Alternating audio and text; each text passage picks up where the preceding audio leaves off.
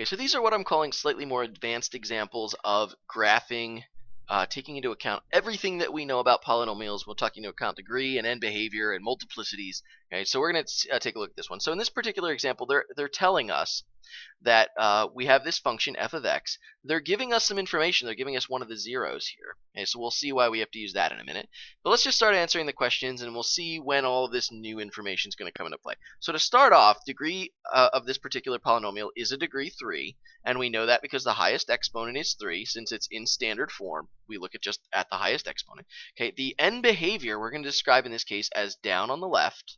Okay, and up on the right, but we need to write that in limit notation. So in limit notation, we're going to say, as x approaches positive infinity, which means as this travels to the right, okay, the graph travels to the right, we're claiming that it's going to be heading up, which means that the y values are also going to be heading towards infinity, positive infinity, okay, which we call f of x is going towards infinity.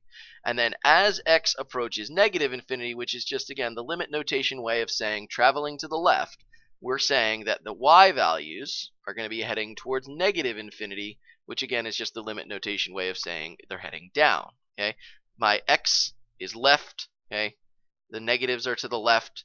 For the y, the negatives are down. So I'm basically saying as the x values go more negative, the y values go more negative as well. Okay, this has two maximum terms. Again, just degree minus 1.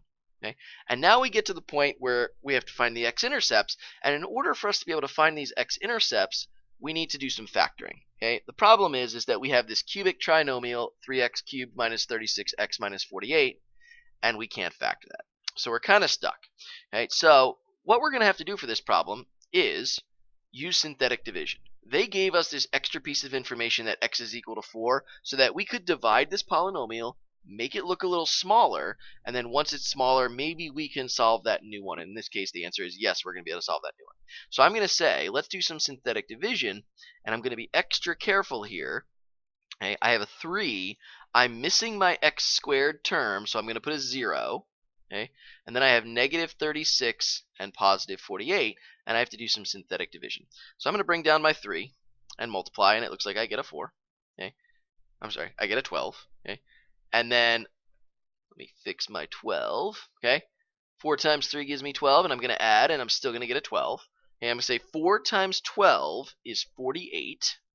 When I add down the column, now I get another 12. Okay, and when I do 4 times 12, I get a 48, and I'm going to fix my little mistake. I missed the negative symbol for this 48 here. Right, so now it's going to work out nicely that when I add down the column, I get a 0. Okay, so I'm going to say my new answer, my new expression, 3x squared plus 12x plus 12, right? This is something that I do know how to solve. If I set this equal to 0, okay, I can divide everything by 3, and it's going to turn into x squared plus 4x plus 4. Okay, and then this factors into x plus 2 and x plus 2. And now x plus 2 and x plus 2 are going to give me the same zeros. So when I set x plus 2 equal to 0, I get an answer negative 2. And I'm going to make sure everybody knows that this negative 2 came from 2 different factors. It has a multiplicity of 2. Okay, so now I have my x-intercepts. Okay, it looks like I have an x-intercept at negative 2. I have another one at 4 because they gave that to me right up top here. They told me that x equals 4 is going to be one of my zeros. So let's put that information down, and then we'll find out what the y-intercept is. So just so that we don't forget, I'm going to put a 0 or an x-intercept at 4. Okay, I'm going to put another one at negative 2. Okay, now let's find the y-intercept. So y-intercept just means plug a 0 into this expression, which that's really nice. If I plug a 0 in here, this is all going to go away. This is all going to go away. It looks like I got a negative 48. So I'm going to say in this case, if I plug a 0 into f of x, I get the point 0, comma, negative 48. Okay. So again, on the y-axis, we're going to have to do some scaling. I'm going to have to count by maybe 5s again. So if I count by 5s, negative 48 is going to be way down here. Right here, negative 50 would be the end. Negative 48 will be way down bottom. Okay. So now I need to take my information. I need to get an accurate graph. Okay. So if I take a look, it says it's supposed to be coming out of negative 2 heading down, okay, and it needs to be coming out of 4. I didn't say anything about multiplicities here, right? So this is just going to be a straight line heading up, okay? So it's going to look something like that, okay? And so I know that because -2 has a multiplicity of 2, that this graph is going to hit -2 and act like a parabola, head down. Okay, it's going to go through my y-intercept down here and maybe keep going. Okay, and then it's going to eventually turn around and it's going to head up and it's going to hit 4 like a straight line and then connect to my 0 there, or to my arrow there. Okay, so it'll look something like that. My top will probably be a little bit straighter. Okay, so let's fix that. Okay, it's going to come out and look like a straight line.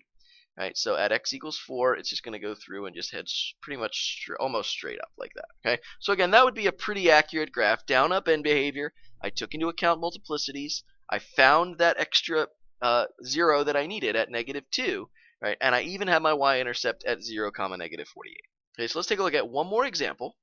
Okay, in this case, I'm not giving you any zeros, but I'm giving you something that factors with 4 terms. So if I factor this particular problem, it looks like it's going to factor into, it's going to factor using the grouping method. So let's do the simple problems, and then we'll talk about the x-intercepts in a second. So again, degree 3 polynomial. Lots of degree 3 polynomials. Okay, end behavior. In this case, positive lead coefficient, so it's going to stay down on the left and up on the right.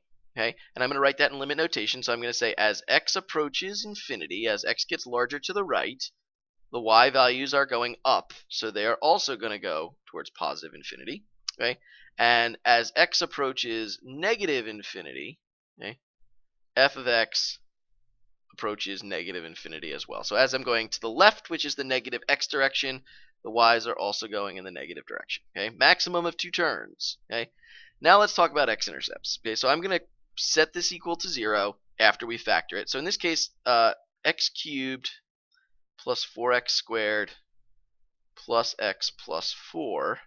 Okay, I have to factor. So let's say that it looks like there's just an x squared in common in the first group with an x plus 4. I have nothing in common in my second group, but I have to at least pull out a 1 so that I can have something to pair up with the x squared. Alright, so I have my factors of x squared plus 1 and x plus 4. And I need to set each of these equal to 0 and solve them.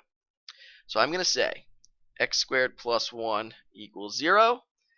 X squared is equal to -1. When I square root both sides, look what I'm getting. Plus and minus the square root of -1. Okay, and that's going to be x. Okay, so now I have this situation where I just square rooted a negative number, and we know how to handle that. If we square root a negative number, this is really just plus and minus I.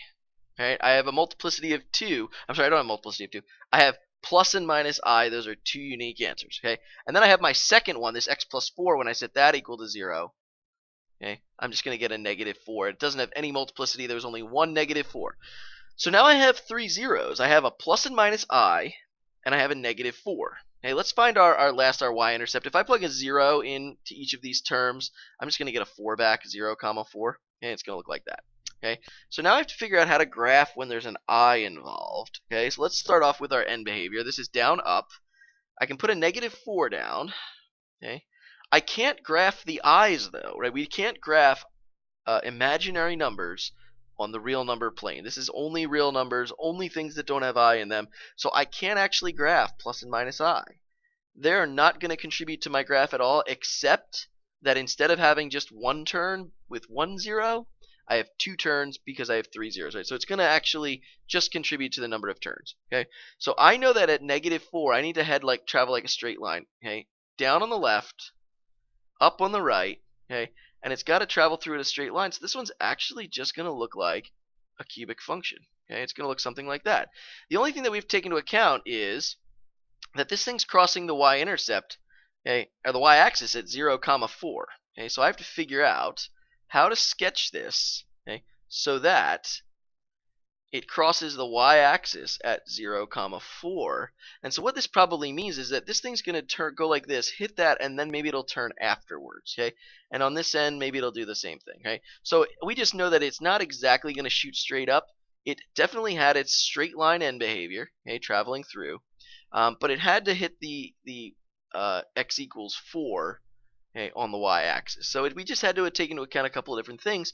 Now that we have these complex numbers, we just have to say pretty much for our graph, they're not going to contribute a whole lot except allowing us to turn a little bit more. Okay, so there's lots of different variations when we're talking about graphing, because we have to take into account now the degree of the polynomial, how many turns that tells us about, the end behavior of the graph. We have to look at all the x-intercepts and all of the different possibilities. Maybe there's I involved. Maybe there's multiplicities involved. Okay, we know how to find the y-intercept. So all of this information needs to get on the graph into an accurate sketch. And this is something that will take some time and some practice. Okay, and that's what we're going to be working on in class when you see these types of problems.